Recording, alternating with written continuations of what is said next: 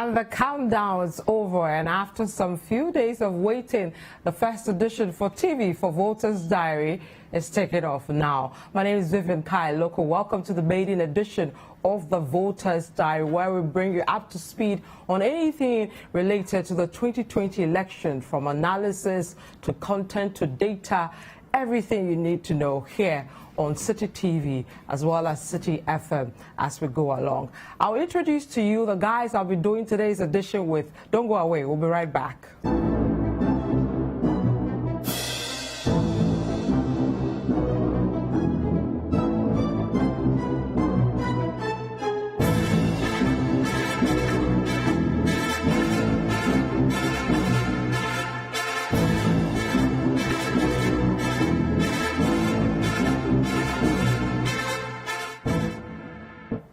So you're welcome back to the Voters Diary. My name is Nadowli-Kaleo. I'm here today with Godfred Akoto-Wafo. He's the head of current affairs here at City FM and City TV. And today he'll be on the show looking at some of the numbers, crunching them, and trying to give us an understanding of why we're doing this and all that with regards to the numbers. Also, Godfred, welcome. Thank you very much, Vivian. I also have Kojo. Why are you looking at me like that?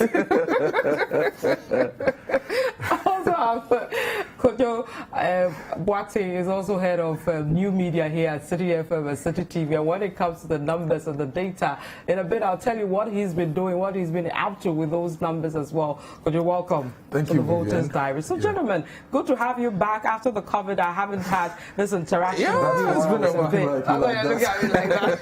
Oh, you're thinking she's going to say Joseph. I thought you were going to say, so what's the current R0? I know, right? The band is back together. The band is back together, and I miss you guys. Good to have you guys. Always here. a pleasure, Vivian. So, viewers, we'll be doing this till the elections, till the results come in, till probably till when the swearing in happens or whatever. Yeah. We'll be here with you throughout, making sure we feed you with all you need to know with regards to the 2020 election. So today we feel that we should start from a particular point to put it in perspective in preparation for the 2020 elections proper. And I think it's cool to start from 92 all the way through, and then segue into the parliamentary elections at the time and Parliament, what we had there and all that. So I don't know whether I should let Kojo start, because Kojo has been doing a great thing with the website. Yes, you want to say something? What's going to happen is Kojo and I are going to tag team you on this. Okay, so cool. We're going to do this at the same time, Even better, but so in an feel orderly free to manner. come, great. Because if you don't, I would.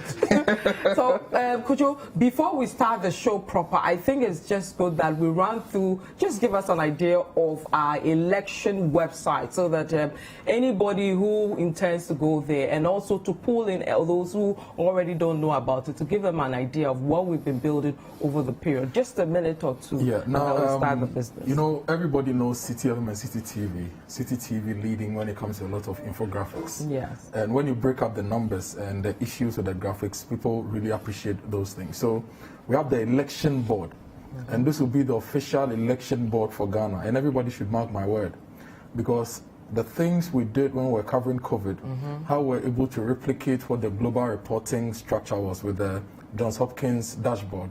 We have similar things coming up for the elections, and a lot of numbers which have been broken down into simple things. So if you go to citynewsroom.com right now, on the menu there's election dashboard. Now when you click on the election dashboard, you're going to see a lot of different things. And for now, we are giving it to people in bits and pieces. Now, if you check the election dashboard at the moment, you'll get a sense of the parliamentary summary between 2012 and 2016. So people who don't know Ghana's election trends, what was Ghana's parliamentary makeup in 2012? So this simple infographic shows you how it was. You see a lot of greens, meaning NDC ruled parliament in 2012. You see a lot of blues, showing that MPP, even though they had a huge number, wasn't the majority. And then you see the CPP and the PNC numbers. If you want to compare that to 2016, you click on 2016 and you see that it's changing. NPP now takes the majority with a lot of the blue seats. So each circle is a seat. And NDC takes the minority with the green seats. No other party had seats in the 2016 elections. And then when you come to the bottom of what you've done, you see the table giving us analysis of what is happening. seat change and all now, that. You mentioned 1992, so let's maybe see what we you may got. want to go. Yes, I will take you up to 1996. Okay. So how was our parliamentary makeup in 1996? Okay. Who was the majority? Which party had the majority? So if you click on majority here, it shows you that in 96 NDC was the majority party, NPP was next with the number of seats. It goes on and on. Then you come to the year 2000. NPP won the 2000 elections, and they also had parliamentary majority. So you see the lines have changed. Yeah. NPP has come up. Now I go to 2004. NPP still had majority in parliament. 2008, we switched again. NDC came into office when Professor Mills won the elections, and NDC had parliamentary majority then. And it goes on and on and on. So the data goes far back as 96. We have data that goes far back as 92. We have data that goes far back as 96. Depending on what you're looking for. Depending on what you're looking for. If you want to also have a sense of the number of seats, especially the historical parliamentary trends, you click on seats, and then it gives you the number of seats, say for NDC, MPP in 96. Okay. And the various parties, and you move forward and forward. So that's really how we are going to capture. And I can see you have the elections. presidential trends, the 2012 breakdown, 2016 in fact, breakdown. you mentioned presidential trends, so let's go to 92. Okay. And Godfred will be giving us a commentary. So 92, we had the NDC, we had the NPP, we had the PNC, we had the NIP, we had the PHP. And these parties ran for the presidential elections in 1992. Okay, so I think you've given us a good idea of what to expect on the website, the election dashboard, the site to be for this 2020 elections, people. So you can go on there now as we're speaking and try and do the two.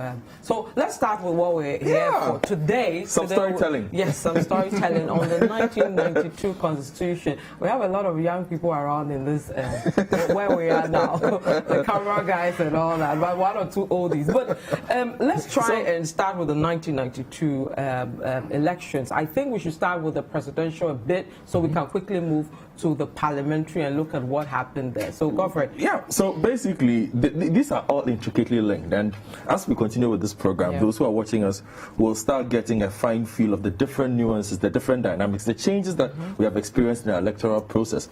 And sometimes we'll even take you way beyond 92. We can take you way back to 79. We can take you back to 1960 because they all tell a different tale. So here we are in 1992. Circa Jerry Rawlings has been in power for a decade.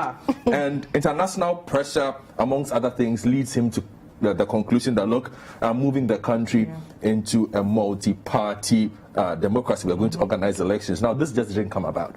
What happened was they set up what they called the National Commission for Democracy, the NCD. So they moved around the whole country, the 10 regions then. People should keep that in mind as well, 10 regions. Keep that number in your head. And spoke to people. We want to do this, we want to do that. They came back with the responses that they got from people, set up a constituent assembly. They discussed what was going to become a constitution, and everybody was happy. People were suspicious. You know, there were political elements in the country who were suspicious of what was going on.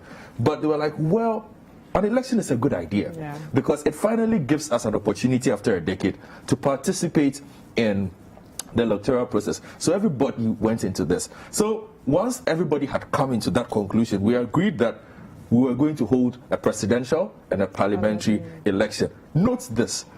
We have been voting on the same day for a very long time now. So a lot of people seem to think that was the norm. From day one, it's never been the norm. For the first election that we did in 1992, the presidential election actually was held in November. The parliamentary election was to be held in December, was supposed to be held on the 8th of December, ended up happening on the 29th of December after two postponements. And I'll tell you why those postponements happened. So we do the presidential elections, and a lot of people are not happy. That is what leads to the stolen verdicts. Now, just quickly, the parties that participated in the presidential. So you had the NDC, you had the EGLI, you had the NCP.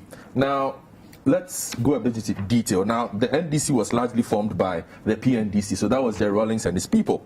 Now, we had the EGLU, those that people called the EGLI party, yes, which was formed by the kiddies of the PNDC era. So you had the Urikwa Mofas of the day and co. They came together. Now, you had the NCP, which was an offshoot of the CPP as well that entered the fray. So these parties came together and formed an alliance and fielded Rawlings. Okay. Now, on the other side, you had the three Nkrumah's parties, the PNC, led by Hilal Liman, you had the NIP, led by Kwabena Darko, and then you had the MPP, which was formed by the regrouping of the Progress Party and the UNC and the PFP. Yeah. So you put that together, and you had these two parties coming up against the NDC and its offshoots that had come together to contest that particular election. Okay. And again, just a bit of information for people.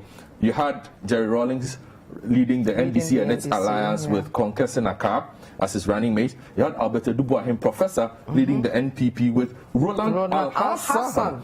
Roland Al-Hassan. So you can also explain the running mate thing, or having somebody from the north as well at the point. He was in 1970. He participated in the last election that had been held in Ghana prior to 1992, and he had contested it for parliament.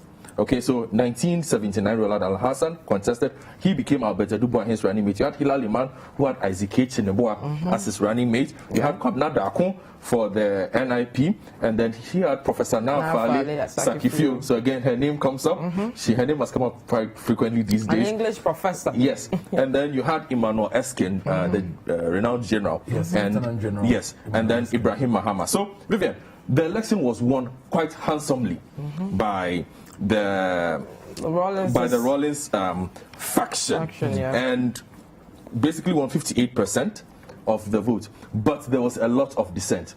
And that is what led to what we came to call the stolen verdict. The stolen So run us through verdict. the stolen verdict. What that was about. So basically, and the books published around it and all that.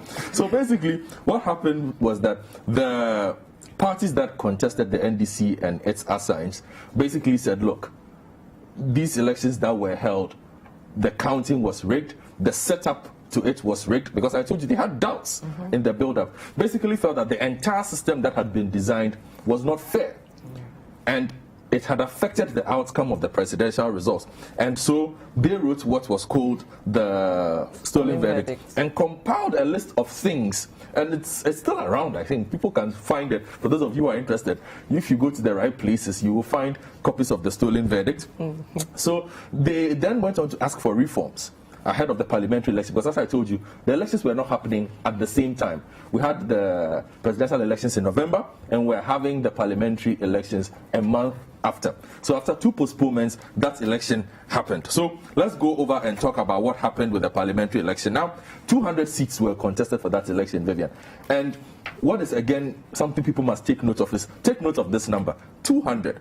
Prior to the last election that was held in Ghana, had 140 seats contested. 79. Yes. Now we had 60 in addition. There has been significant controversy about the number of constituencies that we have had in this country. We've had some constitutions place caps. So if you look at 57 and 69, they placed caps. You can do 140. But if you look at what we have with the if you look at what we had with 1960, 1979, and then 1992, it placed a lower cap. It says you cannot go beyond you cannot go below 140, but it's quite vague on what the complete number is.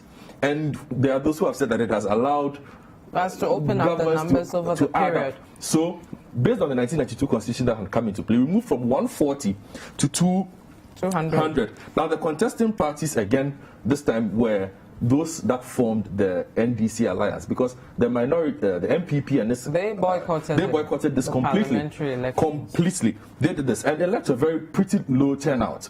28% we are told. And some pretty interesting names. So let me just quickly run you through some of it. So we had, out of the 200, the NDC won 189.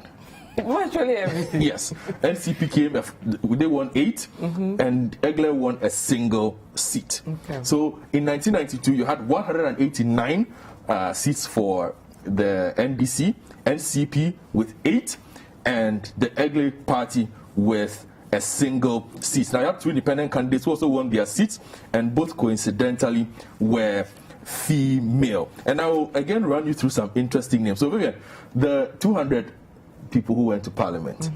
You know, Ghana's politics is interesting. You look at somebody like J.H. Osuo-Champon in the Bono Ahafo region. he went to Parliament in the year 2000. And these are I'm trying to take you back to some of the interesting names we have had in our politics. So we had J. Joshua Champong, who came in. General Mosquito was in that particular That's right. was in that particular Parliament. Winchi West was the constituency that he represented. Ama Benyuado was there for Gomwa West. Mr. Atukwashi was there for KEE, a very popular seat these days. Commander General Guafo Brim. Do you remember Said Sinari? Yes, I do. Yes. Sinari, yes. Later became a diplomat. Yes. He represented Ayawaso Central, When, so he was there. Sly Mensah's matter came. Yes, he was all there. over. Okay. Let me add another name. You know Lejokuku well? Yes. Do you remember Ni J. Boy Sikai? Sikai, yes, Akeda. Yes. At the time. He was in Parliament at the time as well. Let me add 3 more for you. Add 3 more. I'm expecting one that you Mike should add. Gizo. Mike Gizo, that's right. Now a chief.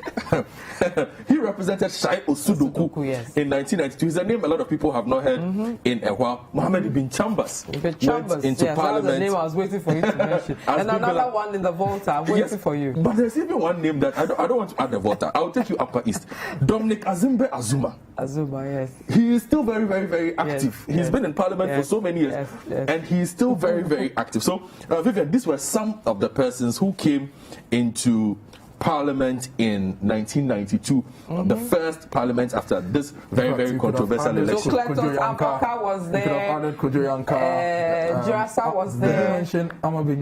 Yes, that was one of the first names he mentioned. So all these people that we've come to know who are now very prominent in our politics all got in there at that point in 1992. Also interestingly, Vivian, just to quickly wrap this part of the story up. So they went to Parliament. Justice G.F. Annan, PNDC, long-serving PNDC member, became Speaker. We had Mohammed Ibn Chambers, Member of Parliament for Bimbila, who became First Deputy Speaker, but became a minister, and so was replaced by the Honorable Ken Jirasa, who was representing the Ayawaso West Wuogon constituency. So that was the leadership of the of the NDC when they showed up in Parliament in 1992. Okay, so very pretty interesting personalities we saw coming in at the point, and then interesting developments from the time of the boycott all the way through. But what was Parliament like with having over 180 for NDC 89. And its allies, 89 at the time, and with the MPP at the time not in Parliament having boycotted? What did we have? So basically, it was a shell of a parliament for a lot of people, because when you talk about a multi-party democracy, you expect to have multi-parties. Now, we had multi-parties, yes, because there were 3 other parties in Parliament, but all of them shared the same philosophy and basically had won the election off the back of the NDC. And so you had one party basically running roughshod over everybody. There was no particularly vibrant debate, as you would expect in a democracy. So basically, the essence of what a democracy is was not what was felt in the 1992 Parliament. And it affected the democratic reputation of Ghana. And that is what would later lead to significant changes come 1996, when we went back to the poll. Because once Ghana had made the decision that, look, we wanted to do this democracy thing and do it well, and it was linked to all kinds of funding, it was linked to basically economic recovery at that point, it did not make sense that you had a full parliament that was dominated realistically completely by one party. Okay, we'll go to Kojo. I'll come to you a bit so you throw in some more lights on the figures we saw, the numbers we saw, some of the personalities we saw as well. But you can join the conversation. You can send us a message in a bit. We'll scroll the number on which you can send any message to us. And remember, the hashtag is Voters Diary. You can also send us a message via Facebook or Twitter, and we'll see that with the hashtag Voters Diary, and I'll read your message for you. My name is Vivian Kaleo. I'm here with Kojo Akoto, Boateng, also Godfred Boafo, all here looking at the 1992 period, what it was like in Parliament as well as the presidential elections, as we build our way to the 2020 elections to see what the outcome will be. And remember, this is where to get everything related to elections for the 2020 elections. Could you throw us some more light into what Godfred has been talking about? So Godfred has taken us to Parliament and mentioned how some parties got together to join other parties to run for the election. So if you look at some of the names, so in 1992 presidential elections, there was the NDC, there was the NPP, there was the PNC, NIP, and there was the PHP. Let me talk a bit about the PHP, so that the younger people who do not relate. You mean your young self? Well, by 92, I was playing football. I was playing football. Okay. Lieutenant Colonel General Eskin, Emmanuel Eskin. He's the father of Anita Eskin. Anita Eskin. Right. So those who know Anita Eskin, that is Anita's father. He ran for president in 1992. On the ticket of the PHP, and if you look at the data, he was fifth. His party was fifth. NDC won that particular elections, and NDC got 2.3 million votes in that particular elections. NPP got 1.2 million votes. The rest were at the bottom sharing whatever was there. PHP got 69,000 votes. So that's how the 1992 elections played out in Ghana. Now, fast forward. Godfred mentioned 1996. Coming all the way to 96, NDC was still in the lead. NPP was number 2. PNC was number 3. Some of the parties that we are seeing in 1992 were not there in 1996 because they had either joined the bigger political parties or had disintegrated and were no longer in existence. Okay. All right. So let's look at some of the losers at the time, Godfred, if we can, during the 1992 elections. If you look at some of the materials around, there were some interesting people who lost. So, for instance, if you go to the Bono-Ahafo region, for instance, you had the Kentapu constituency where Kwesi Jamenu lost. You had the Central, you had David Kwekwansa who lost. And you are Richard Azuma that you were talking about. He lost in 1992, right? Yes, as well, Boku Central. And that was to an independent candidate who would later, and this is the name that resonates, Hawa Yakubu. AKA Hawa Yakubu Ogede. That was one of the most formidable female politicians in the history of this country. And when we get to 2000, we would hear more from her because in 96, Dominic Azuma would have his way in that particular election. So Honorable Charles Henry Turpin as well for Ivalejura, and then William Donko also lost. But it was also interesting to note, Vivian, that in the for a party like the NDC that had the NCP and the IGLE, the difference in vote in the presidential and the parliamentary for some of the regions was a bit strange, you know, because if you take, for instance, in the Ashanti region, at the presidential level, they basically did very poorly as compared to the NPP. But in Parliament, perhaps some would say because of the boycott, but the numbers were quite high in a lot of constituencies, which was a bit strange for people because this was, it was an empty skirt and blouse, but it was a skirt and blouse of some sort. If you look at the numbers, it was interesting that, okay, when Albert Edubuan is on the ballot against Jerry Rawlings, the numbers went this way, and there is something you can pick from it. But when it comes to person A versus person B, the numbers seem to go down, and the areas as well seemed to dwindle considerably, because if you look at the presidential, in the 63 constituencies that were contested at the time, they did really well in almost all of them. If it comes to the parliamentary, however, bar 7, they were horrible completely. So those were also some interesting numbers that we picked up from the 1992 particular election. Now the names, Vivian. So we've mentioned NPP, NDC, IGLE, PHP. What really were the full names of these parties? For example, IGLE Party. Every Ghanaian living everywhere. IGLE Party, founded in 1992. Parties like the Democratic Freedom Party came later in 2006. Ghana Democratic Republican Party, GDRP. It was also founded in 1992. And other parties, we had the National Independence Party, which was Nadowli-Kaleo, NIP. The NCP that Godfred has mentioned, NCP is National Convention Party. It merged with the PCP to reform the CPP in 1996. And the PHP, that is Emmanuel Eskin's party, was a People's Heritage Party.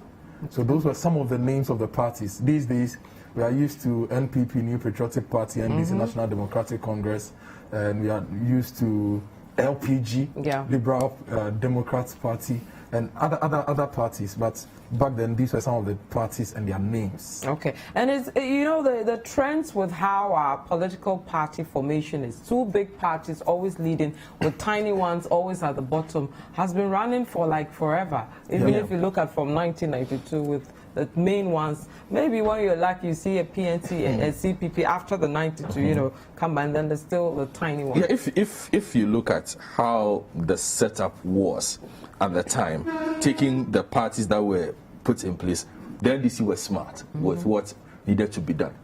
And being the persons who were operating the system at the time, basically transformed the national administrative structure into a political administrative structure.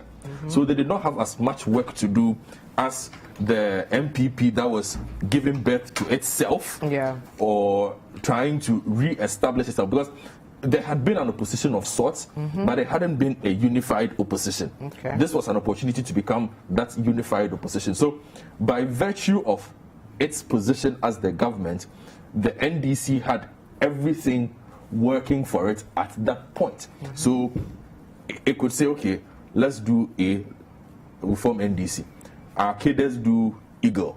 It looks like a different political party because they say it is multi-party democracy. Then let us do NCP.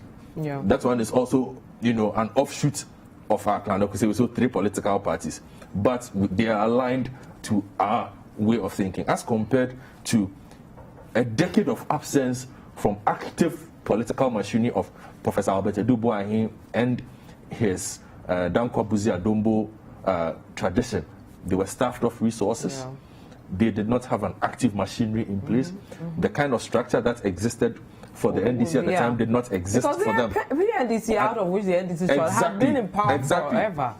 Exactly. So if you look at their track record from the 1992 election, somebody might say, oh, well, they didn't do too well.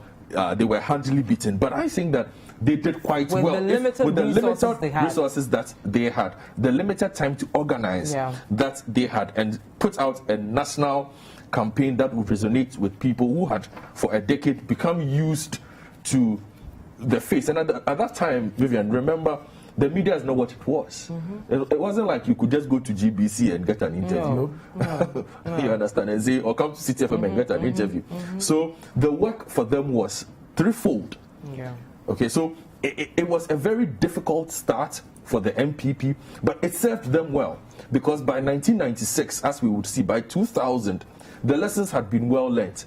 They would be far more prepared and have found alternative ways of reaching people without using the state infrastructure to become a much more formidable political party. So tomorrow we'll move to the 1996 and move on to further all the way, and then at a point run into the 2020. Because you wanted to say something. Your last question to Godfrey. You can rephrase it this way. So have the 2 big parties been the biggest since 1992?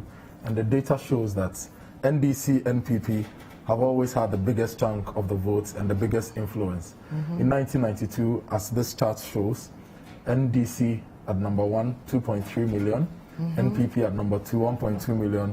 You fast forward the chart and you get to 1996, and NDC has 4 million, NPP has 2.8 million. The other parties are way at the bottom with very, very, very little votes of the general vote count.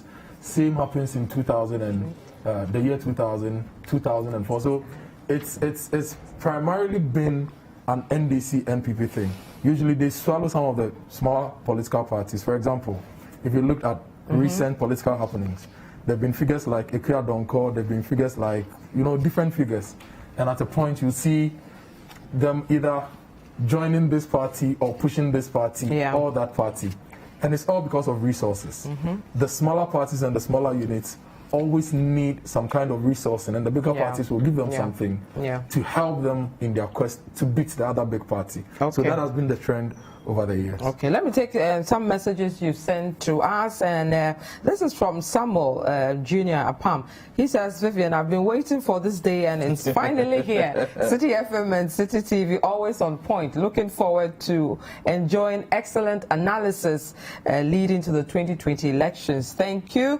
This one says, good afternoon, Vivian. Please, I'm Prince from Koforidua. I love your new program, especially with the young ones enjoying such electoral histories. I've always known City TV will never disappoint. God bless you guys. This one from Chris Pig Farm says, NPP should not be complacent because people are not happy.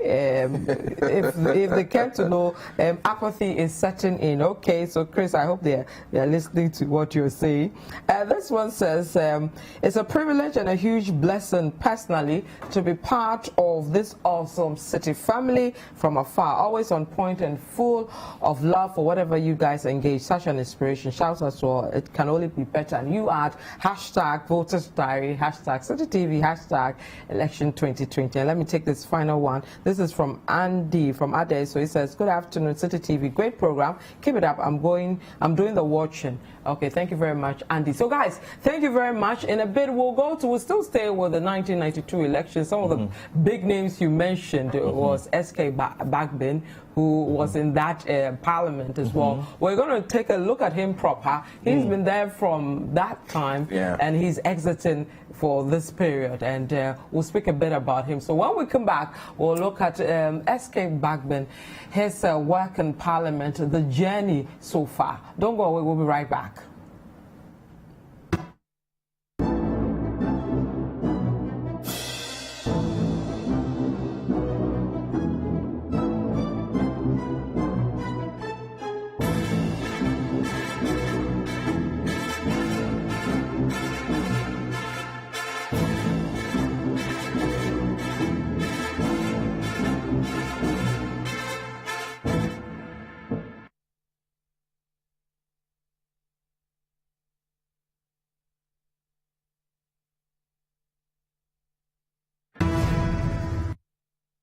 In parliamentary parlance, the Father of the House is the longest serving member. In the UK House of Commons, the member with that title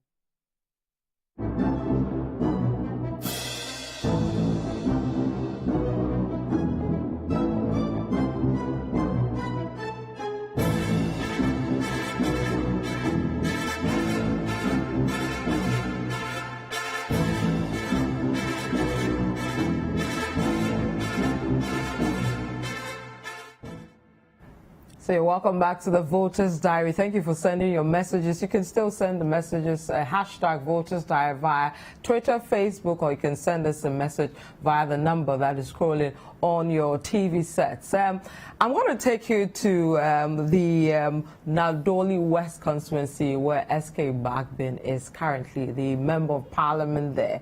Watch this video, and when we come back, we'll look into that video. In parliamentary parlance, the Father of the House is the longest serving member. In the UK House of Commons, the member with that title is Conservative MP for Worthing West, Sir Peter Bottomley, who has served constituents since 1975. In the US House of Representatives, the longest continuously serving member is referred to as the Dean. The current Dean is the Republican Party representative for Alaska's at-large congressional district, Don Young. He has served in the House since 1973. In the Ghanaian context, under the 4th Republican dispensation, Second Deputy Speaker Alban Bagbin is the Father of the House. Currently, Alban Bagbin is MP for Nadowli-Kaleo. He has served in the House since 1993. In the 2016 election, Alban Bagbin garnered 14,400 votes, representing 48.92% of the total valid votes cast, as against the 9,154 votes, representing 31.88% of the valid votes cast for the NPP candidate Elvis Bota. Throughout the 27 life year span of the 4th Republican Parliament, Alban Bagbin has been the minority leader, majority leader, and currently the second deputy speaker. Regarding his impact over the years, Alban Bagbin speaks of the mentorship he offered to the candidates of the MPP and NDC in the 2020 election, President Akufo-Addo and former President John Dramani Mahama during their time in Parliament. And so when he was sent to the Ministry of Justice as a good friend, junior, I must say, because he was my ranking member from 1997 to 2000 when I was chairing the Committee on Constitutional, Legal and Parliamentary Affairs. So we had a number of engagements and we traveled a number of times together, particularly to the World Conference on Corruption. And so we knew each other. So I moved to him to congratulate him, but to advise him that if he had a choice, he could rather opt for foreign affairs than justice. And then he was taken aback. He said, why? Every lawyer is looking forward to be the Attorney General of the country, because that's the topmost post for the legal profession. I have got it, and you are saying I should go to foreign affairs? No. I said, well, it's just a piece of advice. I was in sixth form. He was a year behind, but he was in a different school, Ghana Secondary School. I was in Tamale Secondary School with his senior brother, Alfred Mahama. We are classmates. So I've known the family for quite a long time. When he joined us in Legon, I knew him. Even when he wanted to come to Parliament, he had to consult me before he came into Parliament. And there are rumors that Parliament, you were the one who touted him when the NDC was looking for a young person to become president. Yeah, I did a lot of work. He knows that because I did them in consultation with him. I did a lot of work for him. Alban Bagbin does not shy away from controversy. His recent outburst on the need for shock therapy to be utilized in the fight against COVID-19 is one such incident. I want to see on TV some evidence of death admissions, because when you state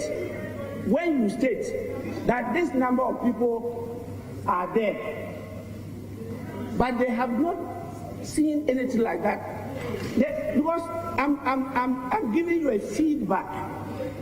It's not from me. I'm giving you a feedback. And as leaders and government, what we do here is to give you a feedback. So you don't need to be emotional. You don't need to, like somebody is not believing you and that kind of thing. It's just a feedback I'm giving. The Right to Information Act, the Presidential Transition Act, among others, bear the imprint of his work in the House. In the 2020 election, he will not be on the ballot for the National Democratic Congress, following his decision to bow out of the House. The task of retaining the seat for the NDC will be the preserve of Anthony Suma. So that's a report on the Nadowli-Kaleo constituency. The MP there is SK Bagbin. He's been there since 1992. We'll look into that. But I brought in another gentleman to join me to do this because he's actually from there and he's been studying this constituency for a while and quite versed in the issues of that constituency. And actually, he's a security correspondent. Anas Sheba Seidu, welcome to Voters Diary. Thank you. You just came back from, did you go to Kaleo or not? Which one? Where were you? Kaleo. So you were from Kaleo? Yes. Okay, so that's a twin city. And then before that, it used to be Nadowli South and North. What's the change of name over the period? Now we have Nadowli-Kaleo. It started as Nadowli South. This was because the then Nadowli South constituency shared the district, the then Nadowli district, with now Dafiama Isabuse constituency. So we had two constituencies in the district, and that accounted for the change in name. So from Nadowli South, it moved to Nadowli North constituency. Then from there, it moved to Nadowli West constituency. Then now Nadowli-Kaleo constituency. But before it became Nadowli-Kaleo constituency, the Kaleo people were given a district.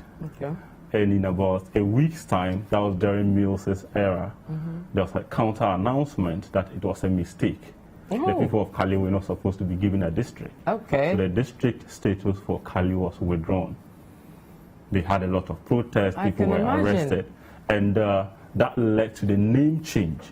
Instead of Nadowli West, it became Nadowli-Kaleo constituency. Okay, so that's how we got here. Interesting. And SK Bagbin himself, where does he belong? Where is he from? Nadowli-Kaleo, or where exactly is he from? He's from Sombo. Sombo. Sombo is on the main Wahambili Road. It's in between Kaleo and Nadowli. It's like around the central part of the constituency. That is where he comes from. Okay, great. So our focus today is on the Nadowli-Kaleo constituency, on our constituency dashboard for radar, actually, constituency radar for today. So that's why we're having the discussion. And also, we're looking at some of the prominent MPs we've seen who went into the Parliament in 1992 and their progression over the period. And the focus today, of course, is on the Honorable SK Bagbin. So who is SK Bagbin, and why should we be bothered about this honorable gentleman who's been in Parliament for like a while?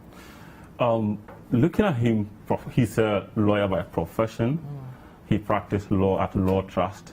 Some of his colleagues or some of the people he worked with there include the current or outgoing member of Parliament for Tamale Central, Honorable Inusa Fuseni. We also have Larry Ajete, who is a partner at Law Trust. Some of the people he actually worked with include Emmanuel Berima. They were some of the people he worked with as a lawyer. And in '92, the opportunity came. The people of Nadowli-Kaleo wanted somebody to represent them as at that time. And it was not a cool job, actually, for him, because there were two other people who contested him ahead of the 1992 elections. Okay, so it's not always been like he just, you know, sometimes there's a majority that say go. Go, no. That wasn't the case. In '92, there was a parliamentary primary between Bagbin. The other two contenders included Paul Adanga and Sugulo Kumbo, who later became the DC for the area in 1996. So he emerged victorious in that particular parliamentary primaries, which was held in Kaleo, led him to contest in the elections. And with the MPP boycotting the parliamentary level election. Why did they boycott at the time? It was a nationwide thing, the nationwide boycott. Yeah, that's right. That gave him an upper hand in the elections, and he won in 1992. This particular constituency, not Bagbin personally, but the constituency is one that should be looked at, or that will be interesting to watch in the upcoming elections, because this is the first time since '92 that the NDC in the constituency is changing a parliamentary candidate. Secondly, this is the first time the MPP in that constituency is repeating a candidate. So this candidate they are repeating, when was the first time they put him on or which year was he on the ballot? 2016. Okay, and he contested in 2016. And he's going again. He's going Same again. As what is his name? Who is this? Elvis Bota Banoemule. Okay, and Elvis. The NDC, who do we have there? It has always been Bagbin. No, I mean for the 2020. Anthony Soma is the one coming against him. Okay. Let me take you through some of the people that they fielded. In '96, it was actually Lawrence Banye who came against Bagbin. He got defeated. He represented the MPP. In 2000, it was the late Madam Pauline Ningpen who contested, was defeated. In 2004, it was Professor Daniel Baga, who is the current board chair for the Dombo Technical University. Okay. So all this period, the Honorable SK Bagbin has been defeating them, all these prominent names you are mentioning. How come he was able to do that over the period? A lot of factors or a lot of things accounted for this. You agree with me that in '92, when he became MP for the area, a lot of things were not there. A lot of people were not enlightened about politics. The first factor was that because the MPP did not contest in the election, he came and he had an upper hand. A lot of people needed a face that they were familiar with to actually join to do politics. So people needed somebody who could speak their language so that they could do politics with the person. '92, I was in primary one, but I saw these small cars with Professor Edu Buahin, with speakers on, singing. So the MPP were there, they were there, campaigning. But there was no local face Okay, for the MPP side. Yes, so okay. people aligned much to the NDC because they had somebody on the ballot paper who was speaking their language, and they rallied behind him. Okay. 96, he came again. It was a cool chop. He picked it. Then the MPP had their candidate, Lawrence Barnier, but he couldn't do much. If you look at the vote difference in 96, it was